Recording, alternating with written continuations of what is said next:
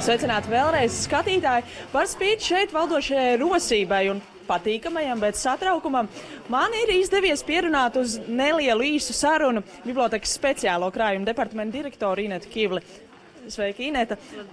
Tas, ka jaunas mājas bibliotekai vajag, tas, es domāju, ir skaidrs noteikti jau kopš 2010. gada, kad daļa šķiet ārzemju literatūras kopā ar visu saimniecības daļas vadītāju iegāzās pagrabā. Šeit ir pavadīti gandrīz 60 gadi. Bet biblioteka nav pirmā institūcija, kas ir šajā namā. Varbūt pastāstiet, kas te bija pirms tam? Bibliotekas ēkai ir gadsimta ilga vēsture. Viņi no sākuma cēla kā Rīgas amatniecības krājaizdevuma sabiedrību.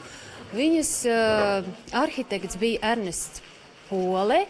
Un tā kā sākotnēji bibliotekas ēka ir saistīta ar naudas lietām, līdzīga situācija ir arī ar Jēkabu ielas namu, ar Barona iela 3 namu, kur atrodas mūsu mūzikas nodaļa. Tā kā neviena no šīm bibliotekas ēkām gluži kā biblioteka jaunu nav celta.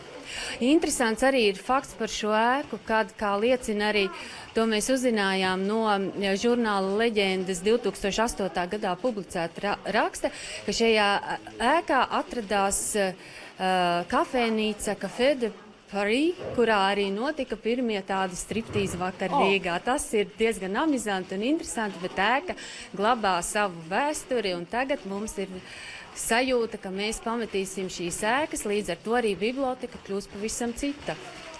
Tieši tā, bet visas tās grāmatas, kas šodien tiek padotas, cik tad vismaz apmēram viņi īsti ir un kuras ir tās, kuras šodien nonāks Gaismas pilī?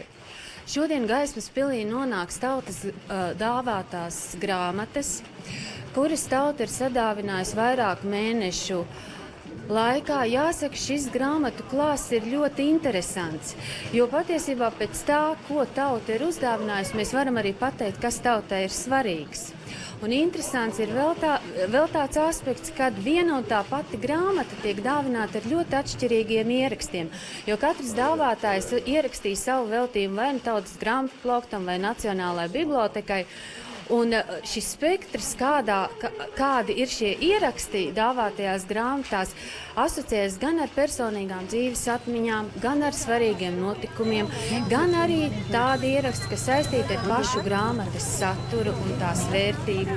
Ir ļoti iecienīta latviešu klasika, ir daudz Raini darbi, ir skalpas pasakas, ir daudz arī kaudzīšu romāns Mērnieku laiki, brigadere.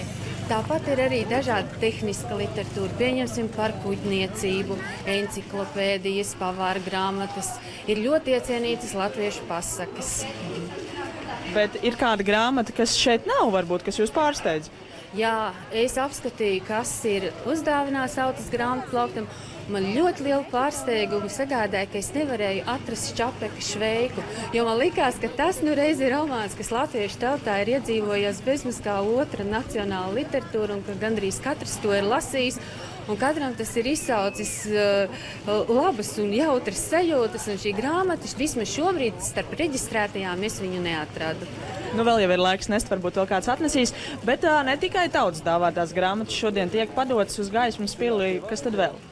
Jā, un šeit jūs šajos plauktos varat redzēt mūsu 18. un 19. gadsimta grāmatas, kas ir apgaismības laika grāmatas. Pārsvarā viņas ir vācu un franču valodās. Tas bija laiks, kad grāmatu izdošana ieguva tādu lielu cieņu, jo grāmata ieguva ļoti stabilu vietu sabiedrības dzīvē. Un šīs grāmatas pārsvarā ir enciklopēdijas par vēsturi, par dabu, daudz filozofiskās literatūras, arī, teiksim, zinātnes vārnīcas. Un līdz ar to šīs grāmatas varbūt ne tik daudz mums nodara kā zinātnes enciklopēdija, bet drīzāk kā zinātnes vēsture. Un tā kā mēs uzticamies visiem tautas grāmatu ķēdes dalībniekiem un ļoti, ļoti ceram, ka viņi arī saudzīgi roku rokā nodos arī šīs mūsu grāmatas.